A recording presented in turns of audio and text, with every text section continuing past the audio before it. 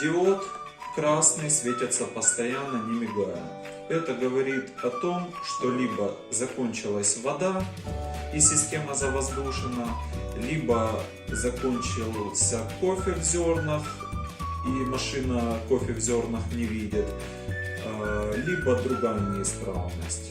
Ну, самое элементарное, это если закончилась вода, машина поймала воздушную пробку, нужно сделать что?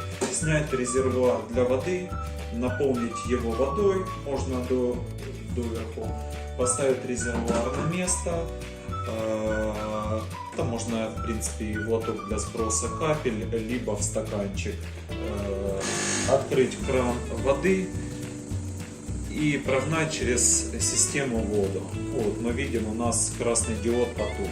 Закрыли и можно варить кофе. Это первый вариант. Второй вариант, если нет кофе, досыпали кофе, нажали среднюю кнопку, машина домолотила необходимое количество кофе и приготовила напиток. Разумеется, красный диод при этом потухнет.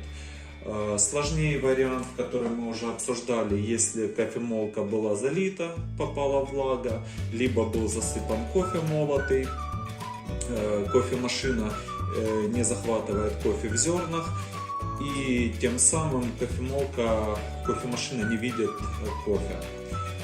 Для этого нужно возвращаться к пункту по чистке кофемолки. Разумеется, после того, как кофемолку почистим, кофемашина начнет затягивать кофе в зернах, и кофемашина увидит этот кофе.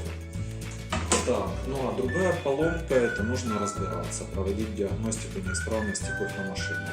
Как-то так, вопрос закрыт.